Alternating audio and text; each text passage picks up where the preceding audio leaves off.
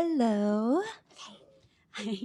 Good evening, everyone. My name is Hannah, and I am an event coordinator here at Politics and Prose bookstore. A few things before we get started. If you could all take a moment to silence your cell phones, that would be greatly appreciated. Eventually, when we transition to the audience question portion of this event, we ask that you line up at the standing microphone in front of the white column. And if you are unable to stand for any reason and wish to ask a question during the Q&A, please just raise your hand and let us know, and we'll walk a mic over to you. Tonight, I am excited to welcome Noliwe Rooks celebrating the release of her new book, Integrated: How American Schools Failed Black Children. Noliwe Rooks is the L. Herbert Ballou University Professor of Africana Studies and the Chair of Africana Studies at Brown University. Her work explores how race and gender both impact and are impacted by popular culture, social history, and political life in the United States. She studies the cultural and racial implications of beauty, fashion and adornment, race, capitalism and education, and the urban politics of food and cannabis production. She is the author of 5 books and a regular contributor to outlets including the New York Times, the Washington Post, the Chronicle of Higher Education, Time, and NPR. Rooks will be in conversation with Adam Harris, a senior fellow with the Education Policy Program at New America and the author of The State Must Provide: Why America's Colleges Have Always Been Unequal and How to Set Them Right. Before joining New America, he covered higher education and national politics for 6 years on staff at The Atlantic, where he is now a contributing writer. He was previously a reporter at the Chronicle of Higher Education, focusing on federal education policy and historically black colleges, and the social editor at ProPublica. He served as the 2022 to 2023 writer in residence at North Carolina A&T University.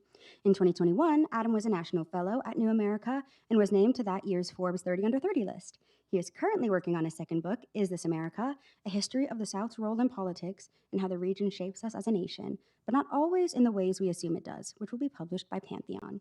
Please join me in welcoming Noliwe Rooks and Adam Harris.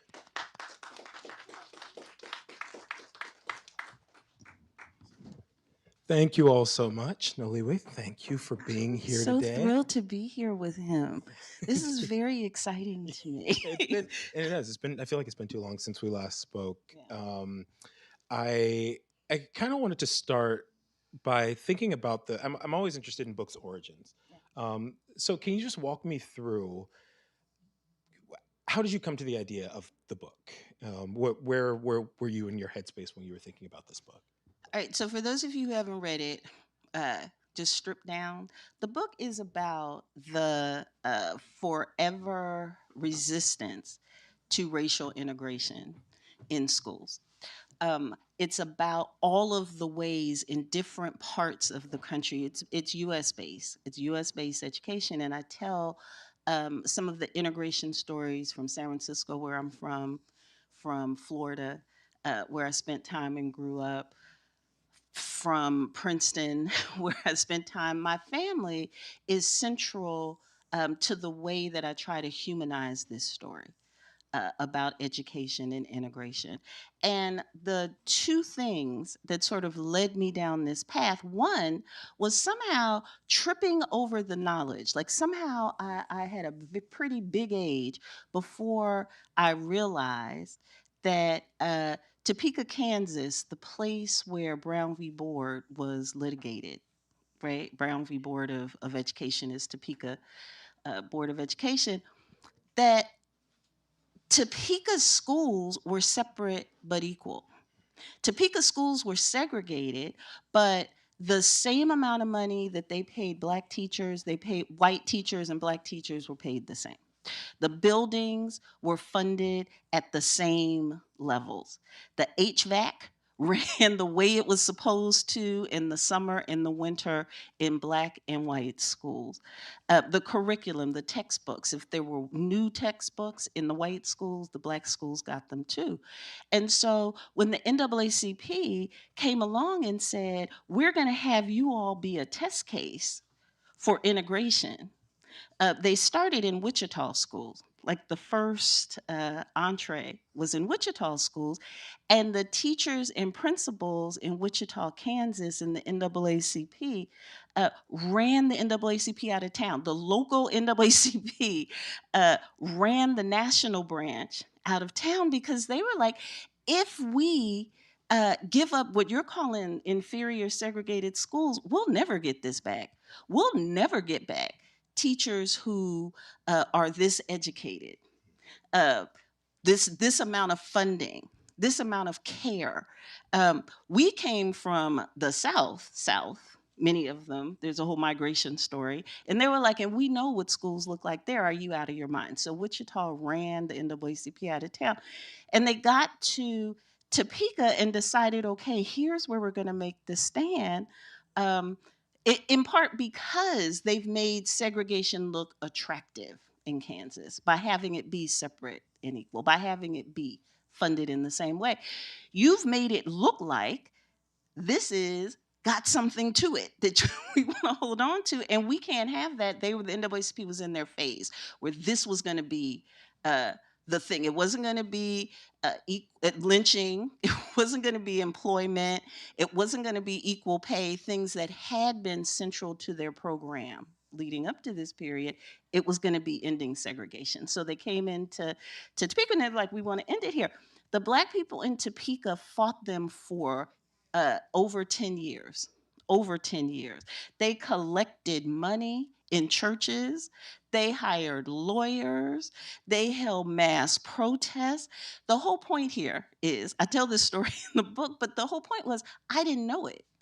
Somehow I had been writing about education, and I actually did know that the way that Kansas dealt with the rise of Jim Crow, a lot of people coming out of the post-Reconstruction period, as their southern states are reinstituting racial inequality, they did it different ways.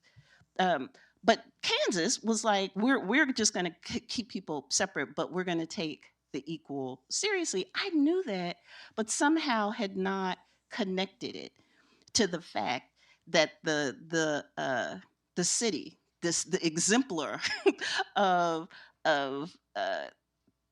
racial integration in schools, was those Black people fought them.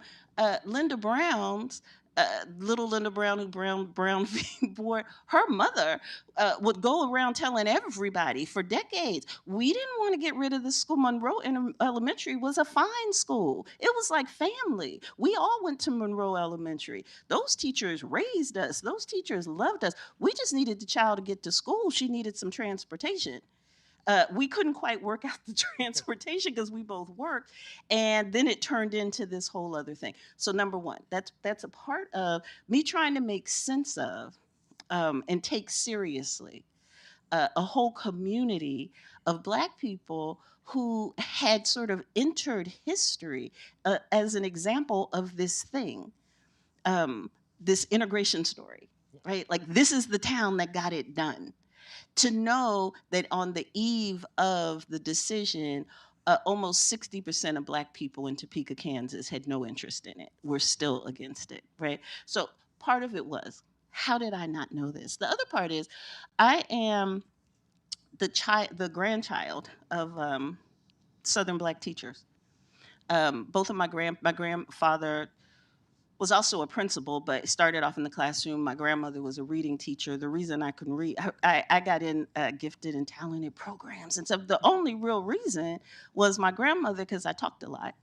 And to keep me quiet, she kept books in my hand and she taught me how to read. And she would literally tell people I had to teach this child how to read because like no one was having any peace otherwise. But she was a master teacher. In terms of teaching Black children to make sense of words. And I know it because I grew up, I split time between Clearwater, Florida and San Francisco with my mother and one set of grandparents in San Francisco, the other father and another set lived in Clearwater. And people in Clearwater would run up to us regularly, Miss Rooks, Miss Rooks, so-and-so's doing well. So-and-so actually graduated college. I remember when they said he couldn't learn. And so I know, just growing up, I knew that she was this great teacher. And my grandfather as well. But I also knew they were political activists in ways that I never heard teachers talked about, right? That it wasn't just, their activism wasn't just teaching Black children how to read. Their activism was forming unions that were buying property and entering in Tallahassee, and then entering the political fray by founding organizations that were the Progressive Voters League, for example, where they came up with this whole strategy. It was backed by teachers um, to start to pick your political representation in electoral politics. That they started off with this idea in the 1940s, late 1930s, early 1940s, of let's turn teachers into a lobbying bloc.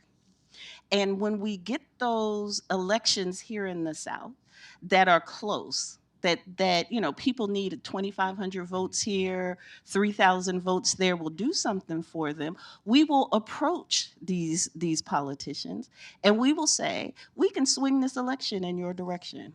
We have the votes. The teachers will follow what we say. What are you going to do for us? And sometimes the people would say nothing, and they will, well, what do you want? Well, we want equal pay for teachers. We want black teachers in Florida to be paid. Florida was the first southern state, first former Confederate state to actually have equal pay for black teachers. It had to do with the activism of black teachers that brought that into being. So, long story short, those were the two things I was trying to make sense of in this book. Because there were two things that I knew. I knew teachers were community members. They talked about electoral politics. They taught black children how to survive. They taught black children that they were enough, and that their figuring out how to be enough was a political strategy, not just feel good today. But you have to what a lot of the teachers, so many of them across the country, I heard would say something like, our calling in our schools is to teach black children who they actually are before the world teaches them who they want to be. That's a paraphrase of a bunch of different people, but it all kind of, if you strip it down, that's what we're doing here. We know the world wants them to believe they're one thing. And if we do nothing else in these classrooms, we're going to teach them who they have to be to survive. And so trying to figure out how come I don't see that kind of discussion about teachers kind of out in the world, like my grandparents, or the resistance of black people to integration, not just for integration's sake. They had an analysis. We won't get this back. The white teachers aren't going to love our kids. They're not going to teach them in the same kinds of ways. Who's going to protect them? And this is the last thing I'll say. This is so you know everything about the book now if you haven't read it, so I can be shorter now. Um, but the oh shoot, now I forgot what I was going to say. The last thing I was so their plan. So during the 1940s and 50s, when they were busy arguing with Thurgood Marshall and others about what their strategy should be if we're going to integrate, and they wanted integration because they wanted equal pay. I mean, it was like the black teachers wanted to be paid the same as the white teachers, so they were about that. So it's like, what is this strategy that we should put forward? And um, in a number of different kinds of minutes and records, what you'll see is a version of what we believe is you should first send the adults. You should send black adults to white schools and white adults to black schools, and let the adults work some of this out. It's not going to be easy, it's not going to be smooth, but let's let them have some time to get used to each other and to prepare a way and model for the kids how this is supposed to go. The NAACP decided it was going to more pull at the heartstrings of American society to watch these schools bar black children from them.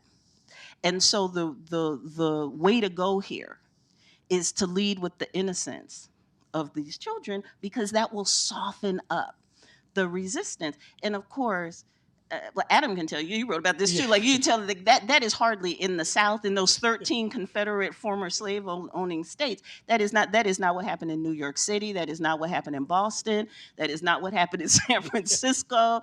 Didn't happen in Chicago. Like, it didn't happen anywhere South or any place else. But that was the thinking. Yeah. And so, two things. One, putting a book in a kid's hand to ensure that, you get a little bit of peace and quiet. I need to steal that one. I'm a 7 and 5 year old. But the second is one of the things you're sort of articulating here is that the issue with segregation wasn't the schools as they were, right? It's not necessarily the teachers as they were, it wasn't the students as they were. It was that it's still the sort of misunderstanding that a lot of people have about the pushes for integration today, and it's that resources historically and do continue to follow white students in part because of how our educational system is set up. And you chronicle in the book several of the different ways that those resources were pulled out of school districts, Prince Edward County, for example, right, with mass resistance, the segregation academies down in Mississippi, where I think it was at one point 350,000 students were in the The segregation first academies. chain of charter schools were by the White Citizens Council in the Klan. Yeah. And so, kind of with that in mind, right, why do we hold so dearly to that misdiagnosis of the reasoning for integration? And I guess, and also sort of following up on that, the piece about it was for the sort of students, right? The students were the ones who were sort of carrying that weight, shouldering that burden. And the NAACP tried that strategy, right? And they did it in higher education, but it was different because these were people who had already graduated from college. They were, George McLaurin was a professor at that point, right? So can you just talk about a little bit like the differences and how the NAACP was viewing these plaintiffs, but then also that why are we still holding on to that misunderstanding about segregation? So there's this book that I teach regularly. I find reasons to teach it. It doesn't matter what the class is. I work out ways to bring it into it. It's Melba Pattillo Beal's Warriors Don't Cry. And she's one of the Little Rock Nine. And she wrote this biography where she talks about on the day that Brown v. Board was decided. She was a student. I forget the school that she was out in Little Rock, Arkansas, and the teachers let the students out early that day because she was at a black school. They just knew there's going to be problems. Like they heard, it's the Topeka, the Supreme Court has now come down. There was a sigh and wanting to be happy, but not wanting to show happiness because people would try to beat you down. So this little girl, I think she's 7. She's 7, 9 maybe at the time. She's walking home after this, happy to be out early from school, and a white man runs her down, knocks her to the ground, begins to pull her clothes off, screaming at her about I will teach you for wanting to go to school with my white children, right? We cannot be confused about the level of rage and what he was tapping into. He thought, you want to go to school with my white children? I'm going to rape you here in this dirt. A friend of hers came along, beat the man in the head. The two of them ran off. I'm saying that to say, and Melba tells you that years later, when she then went on to integrate Little Rock High, she was excommunicated from the black community. None of the friends wanted, like people were getting fired just because you're participating in the integration, just because you have black people who somewhere might not be you, but black people who want to go to school with white people, no credit for you. You either get this thing taken care of, or there's no more credit for you and your family when you come into our store, or you have no more job. People are driving by and just randomly wreaking violence on black people that got nothing to do with this lawsuit, nothing to do with the Little Rock Nine. And one of the things that she's one of the few people, she and Annette Gordon Reed, the professor at Harvard, who wrote in Juneteenth about integrating a school in Houston, I think it is. And she also was excommunicated from the black community. And what both Melba and in both instances, what you hear is because you're allowing them to believe we're not good enough, right? So there's a whole segment of the black community who never thought their schools were trash, who never thought their teachers were trash, but so much of that case depended on having to say everything about black education was subpar. not necessarily the children, but everything else that was surrounding the children, the buildings, the teachers, the communities, the families. You get to Moynihan by 1969. He was like, it's the families that are the problem. Like that, Black people started to say, there's something about the way that you're talking about integration that's separate from, I want to my kid to get a bus ride. Like literally, of the 5 cases, 3 of the 5 Brown cases that are combined to become Brown v. Board start off as transportation cases, not the one here in DC. Y'all were about, we want like we actually want integration, but some of the other ones, they were transportation cases. So Black folks are trying to figure out, how did this push for integration or desegregation become a repudiation of this crown jewel in our communities? Black people understood schools. Black people still fight you. The schools can be under resourced. There can be hardly any census. The thing is falling apart. People can't hardly read. And Black people will organize from those communities and say, but this is our school. Let's make it better. Don't get rid of it. There's a through line about what those schools mean. They are your medical care. They are where your kids were getting food. They might be where your kids are getting their stuff washed, their clothes washed. Like they functioned in a very different way that still has not. I don't think it gets acknowledged a lot. And so when you get to, why is integration still so misunderstood? Because there are these remnants of people who still want what was, that have this, they have grandparents and great grandparents or have read stuff. And they're like, there was a time when these schools were something else. And I think folks are still trying to figure that out. Yeah. Um, as we sort of unpack the issues with resource segregation now, right? As we're sort of unpacking that, you still have so many people, as you write in the book, right? There's so many people who are still shocked by the ubiquity of not only racial segregation but also sort of resource segregation, and they say that, like, we should do something about it. But as soon as you start to put proposals in front of them to undo some of that, right? I think of some of our best laid plans to deal with the legacy of racism and higher education, and those were all killed in the cradle within like 12 years, right? Affirmative action was no longer affirmative action after 1978. It was fundamentally a program to do the sort of diversity that you talk about in the book. And so,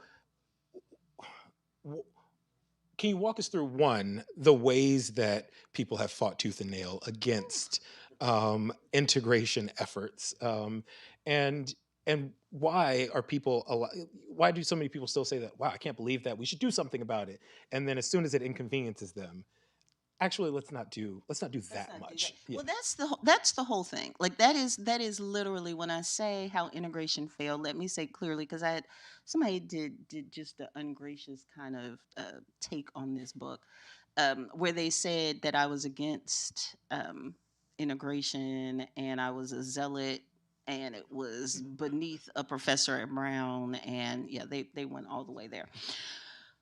The thing is, I think when integration has been allowed to work, when it's been allowed, actual integration, when you're removing the barriers that are meant to track or expel certain groups of kids, when you actually are starting from another kind of premise, it actually works great, very well. What I talk about in the book, though, is how rare it is for it to be allowed to work, and it is generally because the segregation that we don't talk about. I mean, we talk about racial segregation, and it's like Black people or people who speak Spanish or immigrants. I mean, segregation looks all kinds of different ways um, these days.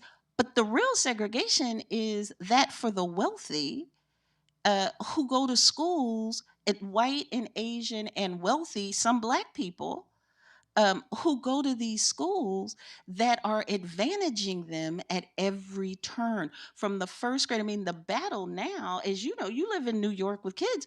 The battle now in some of these places is how early can you get your kid into a hyper segregated environment, segregated being wealthy. White, Asian, high performing. You start out preschool trying to figure out how to advantage your child by getting them in those kinds of 12 to 18 months. it's and it's crazy money. Like, you've written about this, just the crazy amount of money that it takes. That's the segregation, really, that we don't talk about very much. We talk about the other one. You can't fix the racial segregation in the ways that we like to talk about it if you are squeamish about making white people and wealthy people uncomfortable, because they're kind of like, this is working for us, not out of their hearts of being, I am horrible and want to keep. They're like, this is working for us. We move into a certain neighborhood, we might have to go hard to buy the house in that neighborhood, but we can send our kids to an actual public school. Or the thing I'm always hearing from Black parents all over the country is, you decide maybe you want to live in a crappier neighborhood, one where it's far less safe, but you can afford a house, but then you got to send your kid to private school. Like, so the key there is not race. The key there, it's resources. It's the segregation of resources. And to the extent that some of those resources actually are private resources, there's one thing to talk about what the government does with theirs. It's another to start telling taxpayers in neighborhoods, you now have to send some of your taxes, you have to educate your kids, and then maybe send some over here to another neighborhood that does not have quite the same tax base. Your kid may get a little less, but this one will get more. It's equity. But that's a hard argument to make, man. That is a hard one to get people to see the sense of. And I will say, this is upper class Black people too. Like, we are now a couple of generations beyond integration, and when the people, those of us it worked for, are at a different kind of place, and we see the truth of those segregated schools, and we will fight as hard as anybody else to keep our kids away from other Black kids. So it is not just like, but it's because segregation works. It actually works to produce caste.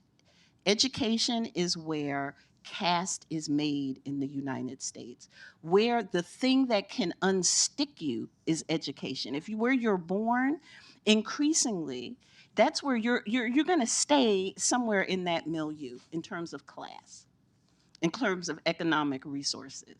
The kinds of schools that you go to do more than anything else to break that. If you're not just from generational wealth, if you're not just didn't happen to get to go to Sidwell Friends for some kind of reason, uh, if that didn't just happen for you, then probably you're going to stay pretty close to your class positioning, and Black folks have figured that out like everybody else. So it's a resource kind of issue, I think. So what you kind of talking about, like the purpose of education, is a fun. It feels like it's a conversation we've had before. And you go back in the book to the founders, how they were thinking about like education and what its purpose was going to be in the new nation. I'm one who defaults to George Washington's speech in 1790 because it's more about higher education, where he says knowledge in every country is the surest basis of public happiness, and tells Congress, hey, fund it in the same way that you might fund the military, because this is the way that we're going to build good citizens. As you were working on this book and as you've sort of thought about these issues, has your belief about the purpose of education, and whether it can still be that thing that develops a good citizen, right? Because, like you said, right, it works for some people, but not all. Do you think it can still be a sort of, I was just saying to Adam, and y'all are missing out on hearing his brilliance. Like, I've been reading Adam's work forever. I feel like from the Chronicle of Higher Ed, like, really, I think that's when I first started reading you, and he takes up kind of all of these issues. But we were talking earlier, and I was saying, I'm in the valley. I'm gonna be honest with you here. I'm in a little bit in the valley of indecision about what I think about public education. I am a public school kid. I believe in all the ways in this as a public good. I have fought and written about and will continue to the ways that we are dismantling that public good, without calling it that. We call it all kinds of things. and never mention words like democracy or citizenship with Horace Mann, like going way back. Let's go back. Let's go back. Let's go way back when. The whole purpose of public education was supposed to be to make American citizens. You take immigrants and black people and formerly enslaved and white people and the wealthy, and you put them together somewhere. But the goal is not to teach them skills, is as much as it is to teach them what it means to be an American. That was Horace Mann's idea with these common schools. Um, and which were also terribly racist, let us say. So, like the first lawsuit is in 1848 in Boston. A father who is trying to get his black daughter, 1848 now, into the common school, and they won't let her in because she's black. Right? Like, it's a long history of that exclusion. But that idea, right? That idea that you bring everyone together from different walks of life and you teach them something common. You teach them civics. You teach them patriotism. What that's supposed to mean. You teach them democracy. How to make it happen. That was Horace Mann's whole thing. Yeah. I still love that. I still love it. I but we are in a serious kind of crisis as to the viability of public schools all over this country right now. Micro schools and privatized schools and vouchers and AI schools are literally doing more to dismantle both Horace Mann's ideas and any 20th century ideas that we've had about the purpose of education. And I'm not sure where we're going to go from here, quite frankly, because I don't even know who the resistance is anymore, or where it's located, or what the fight looks like. Like, what do you think? Yeah, I mean, so one of the things I've been thinking through, right, is that there are fundamentally, right, two different sections of the public, and it's like one that envisions a limited polity with, or like a limited public with like limited rights for, or like selective rights for limited number of people, and then those who are looking at like an expansive public and like expanded rights and all of the friction that comes with that, right? The practice of doing democracy is the practice of being in friction with and working that out with other people. And so it is it's I mean, it's a different, it's a difficult place. But like like if you're thinking of the schools and what schools' role in that, right? If the founders thought of schools as so critical to citizenship, where do our sort of current iteration of public schools sit within that? How does our resource conversation around public schools need to shift?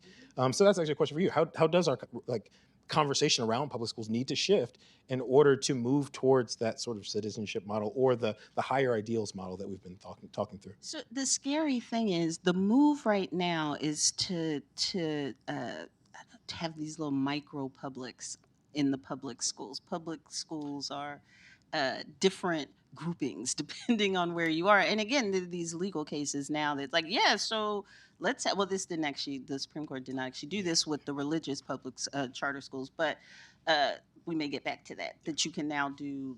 But this new voucher bill is what Mm.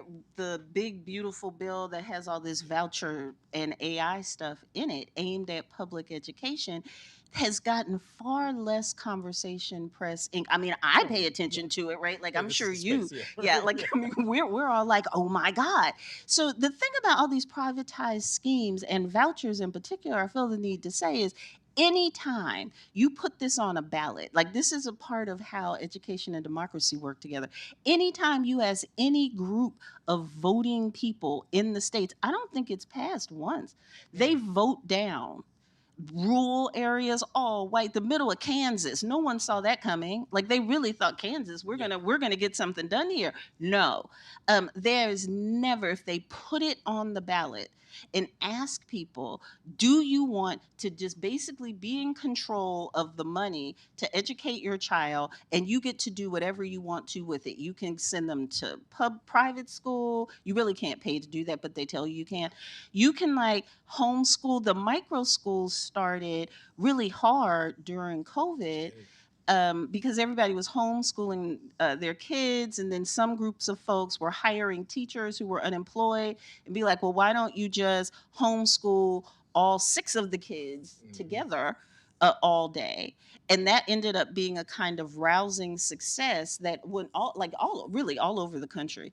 Um, and they started calling these micro schools. So you can have 6, 8, 10 people, but they all fall under homeschooling. So now with this big beautiful bill and the vouchers, you can take whatever it is that your district spends on education. When I raised my son in Princeton, and at the time I think it was $25,000 per student per year. I think that's what it was. But I did a program in Trenton, which is about 20 miles away from Princeton and is a whole different demographic in those public schools. And they got like $7,000 a year per child. So it just depends on where you are. But whatever that amount is, you can take it and choose the kind of education you want for your child. You can also choose public schools, traditional public schools, but you can do a micro school. You can set up your own. You can, in the midst of that kind of choice, those kinds of options, I'm struggling to hold on to the coherent understanding of public schools, right? Yeah. A little bit. Yeah. No, yeah, I think that makes sense, right? If it's like when we had moved away from just like, oh, this is your neighborhood school. When you start doing magnets, and when you start doing, all of the, we have a traditional school over here, we have this school over here. It does kind of become a little bit murky. But you were talking a little bit earlier about like community schools, right? Like what that school was to the Black community, right? A Dunbar High School or somewhere like that, right? So How do we go? yeah, what So does this that is look like in another the thing. current I iteration? think that we can, and people are always saying we come from people who know resilience, who have been this, who have been that, who have. But as I was just saying to Adam earlier, yes, but we come from people who had Black churches, Black organizations, and the Black press. And I don't know that any of that resilience happens situationally without a Black church that has a politic. Not all Black churches were involved in any kind of Yeah. civil rights politic. I mean, we make it sound like Black church, site of radicality. Not necessarily, but the ones that were, like the ones that were, really did something. And you struggle to find that kind of moral clarity speaking to one segment of Black folks, the church going Black folks across class, could find a home that may have somebody telling them about politics, or to have a Black press. Man, I wrote a whole book about the Black press, and now struggle to even find what that looks like in this day and age. And the thing about the Black press is the reason I could write this last book and fill in um, a lot of details that that my family, that I didn't know enough to ask my grandparents when they were alive. I had to go find things because I didn't ask them myself. It's because there was a Black press, and if you can find those little newspapers that aren't cataloged anywhere, that are shoved in somebody's little museum, you find a whole history of educational politics that allowed people to organize in very particular ways. So, in the absence of those kinds of Black organizations, where you had Black civic organizations, religious organizations, you had sororities and fraternities, you had Black business organizations, there were all these folks that were chipping away at different pieces of the problem with a different analysis. So there was a robust politic and political imagination. I find it to be less so today, right? And so I want to say, yes, we should go back to what happens with these schools that are about teaching you to survive the world that wants to destroy you. And trust and believe, the most middle class Black teachers believed they were teaching you to survive a world that wanted to destroy you. They might have been as I went to Spelman, right? So they might have had as all the white gloves on, the straightest hair, and a hat every 5 minutes, but they understood the assignment, as my students say. And so there were a few places that you could go in Black communities that people, they would disagree as to strategy. They would disagree as to aesthetics. How do you do it? But there was no disagreement about freedom, Yeah. about dignity. Um, There was no disagreement about that. And it's harder to find coherent spaces that feed that part of Black people. So I'm not sure. Yeah, actually, as you say that, sorry, I lost one of the trains of thought there. My other train of thought was about sort of economic intimidation, and you were talking about pastors, and the churches. You'd mentioned a little bit earlier, like one of the reasons why people would isolate them is because it was like you were helping this entire community, and the reason some folks could was because it was like, oh, my dad's the pastor of the local church, and like Ada Louise Sipple Fisher's dad was a pastor, her husband was in the military, and so she could integrate the University of Oklahoma because she wasn't economically intimidated. Um, but on the point of the sort of associations that we sort of no longer have, the sort of community effect. Jelani Favors calls it, he talks about that sort of second curriculum, right? That you got going to an HBCU where you learned your arts and your maths and your sciences, but you also learned that you were a Black person in America and all that came with. In the absence of a community organization, in the absence of people going to churches routinely, and we've seen some like small growth in some denominations in recent years, but like, Where do we yeah, find it? how Where do do we we go? how do we start to refashion one of I'm those? gonna If try you to were to say, start to okay, refashion one, someone told me recently I was dystopian, so let me try to not be dystopian. Here's what I would say. I don't know where you find it, but I know that what I take from that period that we both studied, and a lot of people with names and strategies that we just don't know. hmm Like we just don't know how they got it done. There's a whole manifesto about how you survive and build. I mean, these people were like surviving and building in a period we may be coming back to, but it was like in a Jim Crow South where there was no confusion hmm about what people thought about you, what you deserved. There was no nice word. There was no "we are all one." None of that.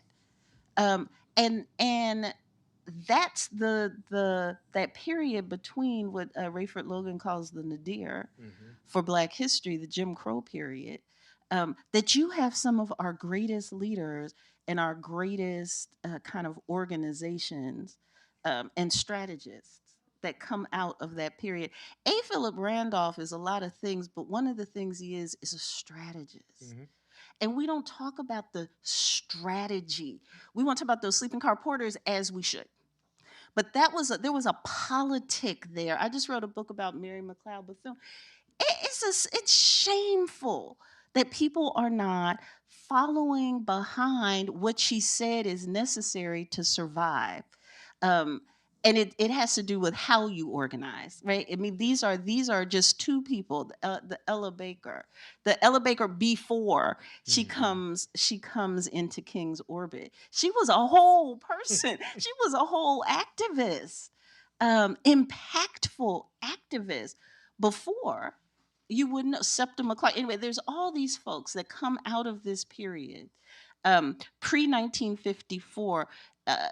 Emmett Till's murder starts a different phase. Somehow that has become the phase of Black civil rights. When you talk about Black civil rights in the United States, it starts with Montgomery bus boycott and Emmett Till, which those things are linked. But Emmett Till is, of course, linked to Brown v. Board.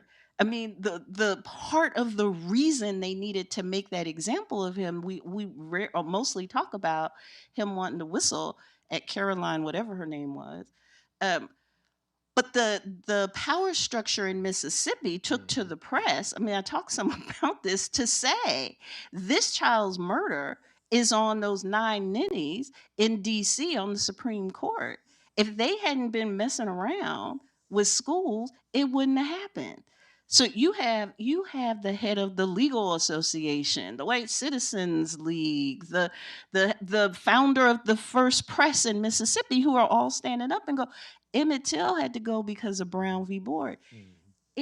What you learn from the people who were organizing in this period before there were protections for them to do so, other than the civil rights amendments, before there was citizenship that anybody could demonstrate in the ways that you could. following that mid 20th century civil rights movement, there were groups of folks, and many of them were preachers and teachers, um, who had laid out a whole plan. And so I think a lot of the work that I do, is a whole. If I was going to put a big circle around it, it's recovering that. Like really, it's just recovering that in those people. I think we should. Yes, yeah. I was going to say, so we have a microphone right over here. We're going to open it up for questions. If you have a question, come go ahead and ask. Think Do you need us to pull it up for you? Are you okay? I think I'm okay. Thank you. Mhm. Thank you very much to both of you for being here today. My name is Nathan. In the book I was reading with interest about Harry and Harriet Moore and their story, and also about how Harry Moore corresponded with your grandfather. What did you find most interesting, both about the Moore story in general, and if I'm remembering correctly, their daughter lived here in this area. Oh, did she? I didn't know. Well, She may have. She may have. yeah. I just didn't know. And what did you find interesting about learning, most interesting and meaningful about learning about the Moore's story, about about Harry Moore's correspondence with your grandfather? Did he know your grandfather well? Yeah. So, Harry Moore, my grandfather. Um, oh my God, and I'm gonna forget the man's name who moved out to California. Um, I'm forgetting his name right now. They started the Progressive Voters League. So, but the thing that the thread that I think I told you I last year published a book on a woman named Mary McLeod Bethune, who they also knew. The Moores actually went to Bethune Cookman. Both Harry and Harriet were graduates and sent their daughter. And my grandmother went to Bethune Cookman, and they all kind of knew each other in Florida. Florida about this big. It's a long state, but black folks in Florida, it's about this big. They all end up kind of knowing each other. The thing though about all of them knowing each other that put into sharp relief for me what I hadn't before really seen is the extent to which teachers, again, were political activists and strategists. So Mary McLeod Bethune had a very particular idea of what education was supposed to do and be. She believed it was supposed to keep black people safe, figure out how to have black people have employment, um, how to straighten up your back and stand when you needed to stand. For her, the institutions that she built was all about that. And so for Harriet Moore and my grandfather, hearing her talk so clearly about what she thought education was. Why? This is a woman who, when the Klan came and rode down on her school, right? Klan came in, with like, you're talking a little too loud, a little too much. We're coming, we're going to shut you up. Brought all of the babies in the school out on the front steps of Faith Hall, which was the first hall that she built, lined them up in front of Faith Hall, and they all sang, "God will take care of you," as the Klan marched down on them. And the Klan left, right? Black people lost their minds. Here's the thing. Like, this is, I really am, I'm coming back to you. I really am. Black people lost their minds. They were like, why would you have those babies? Why didn't you hide them? Why didn't you keep them safe? You wanted to like stand out there and sing in front of the Klan, feel free. But who in their right mind has children? And she said they have got to learn what it takes to be free. A version of. A version of. They've got to learn it. And the earlier they learn it, the better chance we have. There were actually black men with guns who were going to shoot people if anything had happened, but that was going to lead to the whole community getting torn up. But that kind of belief in what education is, like, why bring them here? Why teach them? I think I learned that I saw my grandfather in a different way by learning more about the company he kept. Thank you. So, thank you. Very interesting. I parsed what you had to say, I think, differently than you expected. You spent some time talking about race as an example, but your primary thesis, as I heard it, was education is segregated as a function of economics more than anything else at this point. At this point. Mhm. At this point, and but I didn't walk away with a prescription. Mhm. So I'll get to my point. The first is I'm a product of New England. Recently moved here, but actually spent many years in Atlanta, which is very different racially than New England. In you're a Brown, Yeah. you know exactly what I mean. And so I note the HBCU community is growing like mad. Mhm. And what is your thesis as to why that's happening? And then what's your thesis about changing I'll call it the discriminatory nature of, if you got wealth, you can educate your kids. It doesn't matter what color, or anything else. So thank you. I have lots of prescriptions for how to do that. I don't have any that will work because every time, no, seriously, I mean, over a year, like this goes back to Reconstruction. Like really, the pushback to it doesn't come just Brown v. Board leads people to froth at the mouth, but there's resistance Yeah. before that, right? And anything you try to do, you want, if you say rezoning, you think it's a fight about redistricting. You look in these communities when you say you want to rezone catchment areas. That is actually one of the easiest, low hanging, most workable solutions that we have. You can just basically jiggle who goes to what schools based on, in many places, not in every place, but in many places, just change it a little bit. And you have changed you talk about a pitch battle. Or you want to say, we're going to get rid of tests, standardized tests, which just don't get me started on those. Like people, when they say objective, I just want to scream. Um, but we can get rid of that and we can do a whole lot of good. And people say we need objective measures. We need to not be busing. No one likes that. No one wants their kid on a bus. Really, really, truly. No one thinks that's a good idea. Every good idea that people have had over the eons, folks have said no, which is really the point of my book. The tragedy of integration to me really is there are no more Black institutions and Black teachers that you can even send these kids back to. So we tried this. But what about the Catholic school community? Catholic schools were great. I went to Catholic school for a year. And by the way, who've gotten destroyed because of the scandal. Well, it's the scandal, but it's also gentrification. So, in a lot of working class neighborhoods all over the country, specifically Spanish speaking neighborhoods more than others, the Catholic Church, that's where they sent their kids.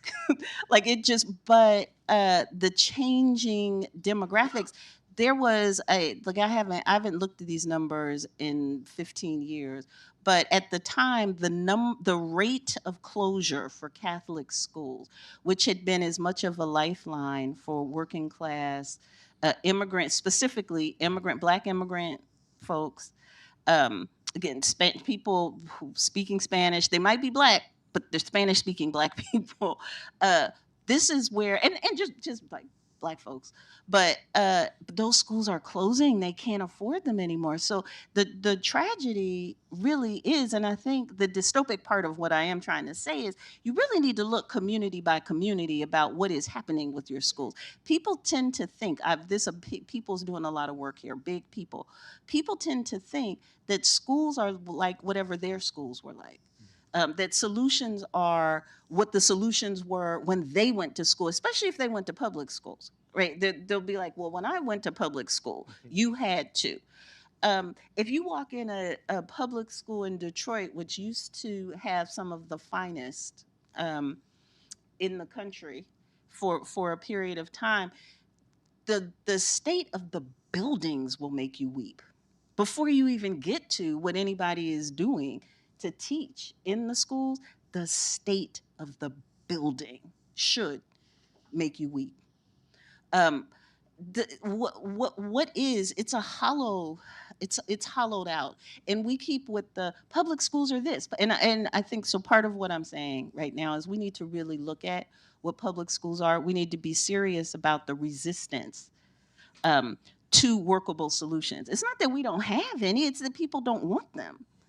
And in the meantime, I was telling Adam I'm working on something. I think I'm working on something. I'm playing around at something. We're always working on something. I'm playing around with Black people in literacy, and I think I can almost say, right? I need to shore it up a little more. I think I can almost say that literacy rates are back to where they were when Brown v. Board was decided.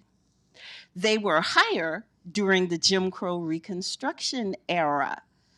The measures are not quite one to one. That's why I'm hedging a little bit. Like the measures are not things that I can just say. That's exactly how we would count. Um, but in the Jim Crow era, because Black churches and organizations and the Methodists were sending people down to do missionary work in the South, basically teach Black children how to read, basically. Those rates were higher than what they are certainly now. Like that, I can definitely say. But I think that there's been a generational decline in literacy that I believe has to do with the destruction of Black schools and Black teachers. And just saying we're going to put more Black teachers, like go find Black. Here's what happens when you know Black people to be a complex body of human beings. Not all Black people like Black children. You cannot just be looking at somebody's skin and say they want the best for the Black children. They really don't. We all don't like all Black people. So it's scary because we have fallen back to this kind of Black people will fix it. Send more. It's almost like with the police, some years ago, it was kind of like, we need more Black police. Then crime will go down. You just didn't grow up in Black communities with Black police. That's all that says to me. So if you believe that Black police will fix this, you have never been around a Black police officer in a Black community, because that's not people's kind of memory. So I am an unusual academic here, flailing, going, I could sit here and come up with some things, right? I can always make an argument, but if I'm sincere, I'm not sure where we go from here. I'm really not sure. How you doing? Hi. You at Princeton? I was, Okay. You know Ruha Benjamin? of course. Okay. That's like my sister. But anyway, I'll talk to you later about that. So I want to get your understanding of Carter G. Woodson, what he says. So he says, the thought of the inferiority of the Negro is drilled into him in almost every class he enters, in almost every book he studies. If he happens to leave school after he masters the fundamentals before he finishes high school or reaches college, he will naturally escape some of the bias and may recover in time to be of some service to his people. And the professor Amos Wilson talks about that the purpose of education, because a lot of times Black people, upper middle class Black people, they want to go to the best schools. But he talks about the purpose of education is to benefit you and your progress, your community, and the nation at large. So I just wanted to get your insight about and then especially talk about what Black schools were doing before this this like superficial integration. So that's just want to get your insights about that. Let me ask you. So I guess my first response there, when Negro History Week, right before Black History Month, when Negro History Week was in its early iterations, there was a piece I posted just about every Black History Month at this point. It was in the New York Times. It was like 1928, 1929, and they quote Woodson, and he says the Negro must know his history and publish it into this prejudiced world, because it's the argument that no one's going to do it for you, right? You have to go out and do that sort of education for you. Like the Black people as a community, right, have to inform themselves, have to learn for themselves. And so when I think about, I still do, I lean on the sort of idea that the purpose of education is to uplift like a sort of community. It's a more communal effort. Yes, it is for you to get a job, but what is your getting a job going to do? Is it just to have a job, to have money, to just live a sort of unexamined life? Or is it to get a job to make money to build with the community, right? And so if you are trying to understand that as a democratic tool, as a tool for citizenship, then I think that the message from Woodson is exactly right. In part because up until 1961, California was the first state to make it illegal to teach a history that was not a full, robust history. Right? They passed a bill in 1961 that effectively said you have to include Black people, Native Americans, Mexicans in a accurate telling of the history of the United States. So up until that point, you actually would go into the schools, learn a half history, and then go out. And me and you were talking backstage about this, right? This new divide. That's the old divide that we saw developing, right? Between are you getting a job for the workforce? Are you learning the arts and the sciences and all these supposed soft skills that are really hard skills because you're going to have to talk to somebody in any job that you are in, right? And so I don't know. I guess I I land love in. Woodson, but I would tell you, uh, the person who gave him his secret sauce was Mary McLeod Bethune. I will fight you on that. He she was the one who was kind of like you, because he's the second person to get a doctorate at Harvard behind Du Bois, right? Although he was about it, but so was Du Bois. Du Bois was about it in a different way, but um, Berea College's finest. yes, Carter G. Woodson. Carter G. Woodson.